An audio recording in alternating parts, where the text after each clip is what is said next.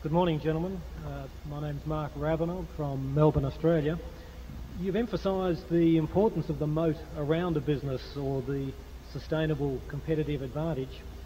My question really relates to learning more about that. Professor Michael Porter at Harvard has made a detailed study of this.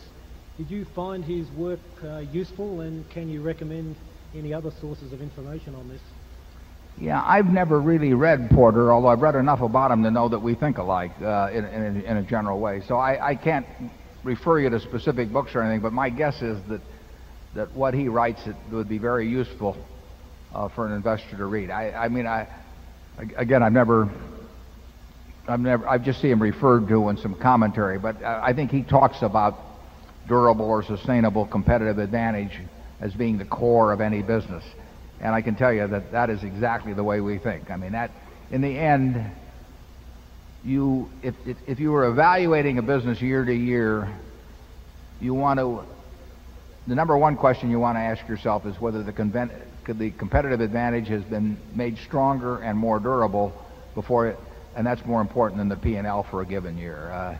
So I would suggest that you read anything that you find that's helpful, or actually the best way to do it is study the people that have achieved that and ask yourself how they did it and why they did it. I mean, why is it that in razor blades, everybody grows up in business school hearing that as a great example of a product that's very profitable, and why, with it obvious that there's going to be no reduction in demand for the next 100 years for the product, why are there no new entrants into the field? What is it that gives you that moat around the razor blade business? Normally, if you got a profitable business, a dozen people want to go into it. If you've got a dress shop here in town and it looks like it's doing well, a couple of other people are going to want to open up a shop next door to it. And here's a worldwide business.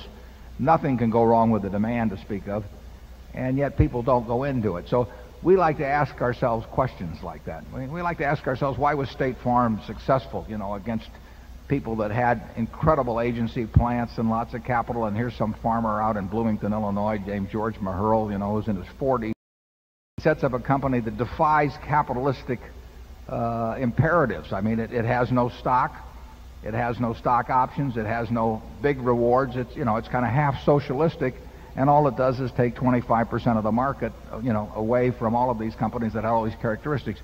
We believe you should study things like that. We think you should study things like Mrs. B out at the Nebraska Furniture Mart, who takes $500 and turns it, over time into the largest home furnishing store in the world. There has to be some lessons in things like that. What gives you that kind of a result and that kind of competitive advantage over time? And that is the key to investing. I mean, if you can spot that, particularly if you can spot it when others don't spot it so well, you're on the, you will do very well. And we focus on that. Charlie? Yeah, these factors, every business tries to turn this year's success into next year's greater success. And they all use pretty much every advantage they have in every direction from this year to make next year's better. Microsoft did exactly that year after year after year and happened to win big.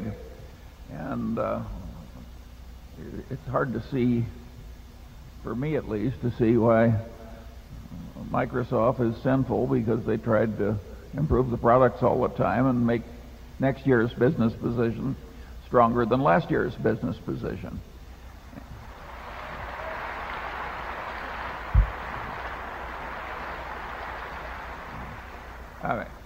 If that's a sin, every subsidiary of Berkshire is a sinner, I hope. Yeah. We declare ourselves for sin.